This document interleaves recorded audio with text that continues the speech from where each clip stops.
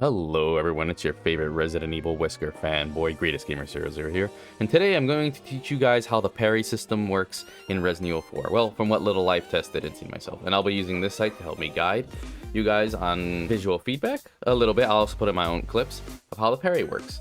And first things first is we'll start off that there are actually two ways to parry. We'll cover the first one, and that is what I like to call block parrying, and it is done by simply whipping out your knife, which is done with the L1 button on PlayStation. Don't know the rest, sorry.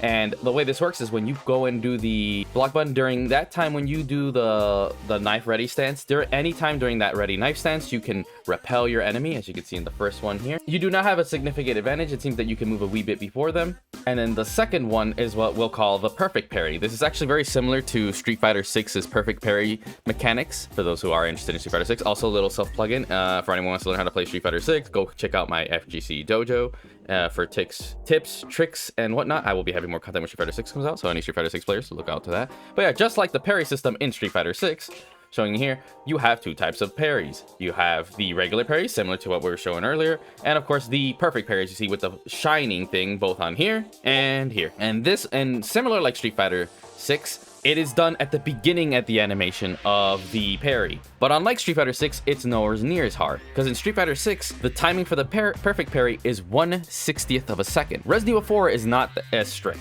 It's actually a lot less strict. I don't know the exact frame times, but I do know from the start, from when you press that button, from frame 1 and onwards, you can get the perfect parry. Again, I don't know the time, but it feels extremely lenient.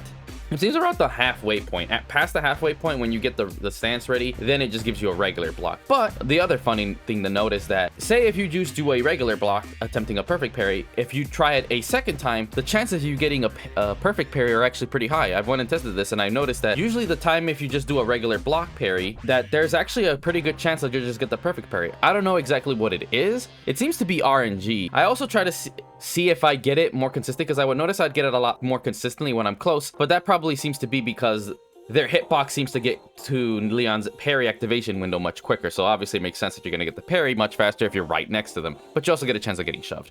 But yeah, also fun fact, if you just do regular block parries, the chances of you getting a perfect parry by accident seem to be based on RNG. This might actually change due to putting a difficulty. Also, another thing to note is that this is kind of similar to the dodge mechanic from RE3 reimagining, but that one was actually a lot more strict. This one feels more like RE3 when you get the perk to make the activation window longer. So for those of you who have tried actually doing the dodge mechanic a lot more, it's like that, but just as lenient as if you put that perk on. If anything, maybe even more. I don't know, that's just me.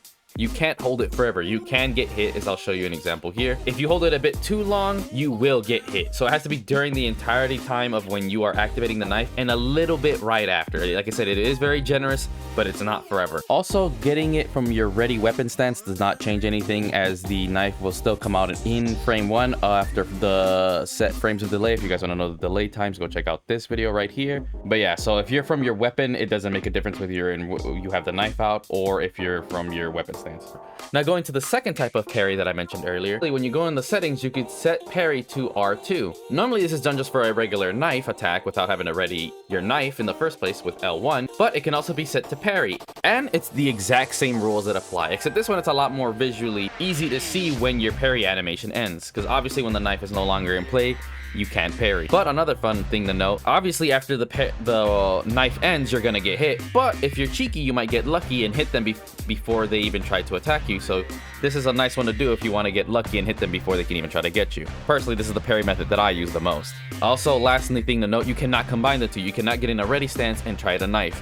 You will get counter hit. But again, also like earlier, if you're cheeky, you can actually probably hit them faster. Also, fun note is that you actually stab a lot faster when you're in the ready stance. So if you want to try to go for a counter hit, this one's the better preferred, but you won't be able to parry. So I'd say try to stick with the knife, in my opinion, with the R2 one, so you can get a chance to hit and also get a double hit after parry. The sort of same rules also apply with items being thrown at you, though to a much lesser degree because there is no big stagger, right? You can also get a chance for button prompts to appear. So this one was obviously a lot more easier because you could see it on your thing. And as long as you're holding it during that whole time, you will go into the thing. I have yet to test this out to see if you can get a perfect parry, if you time it just right. But assuming most people don't want to get chainsawed to death, they're going to go with the hold method, as it is more guaranteed. Also, do note that you do lose knife durability And I tend to notice that if you do the perfect parry, it seems like you lose a lot less durability compared to the block parry, and way more if you are doing the special parry with the button prompt from earlier. You also can't do this while you're getting grabbed, but that's a no-brainer. And lastly, if you seem to be having trouble and are doing it too early, apparently you can also just randomly press it. I went and tested it myself and actually found that yes, this is actually pretty useful if you want to try to get a perfect parry and you do it too early. As you can see here, I am spamming it, and during the spam, he'll keep just flickering around, but the minute the enemy attacks, he will actually go into the whole parry stance, even if you're tapping it. And if you did it extremely early, he'll get into the stance late, and as I mentioned earlier, the closer their head attack is to your animation at the start, the more likely it is that you'll get the perfect parry. And as you see here, I got the perfect parry. I actually got it 2 times. So it seems about half the time you'll get the perfect parry if you do the spam method. But yeah, that'll about cover it. Thanks you guys for watching. I may or may not make more follow-up videos to this. I feel like other people will do it, but I just wanted to make this out myself from what I personally noticed. And I also found it funny how I found it oddly similar to Street Fighter 6's drive parry.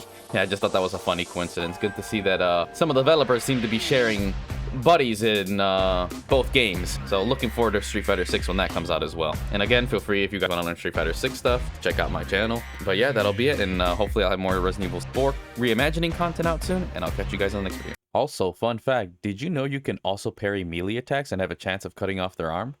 Yeah, that's sick.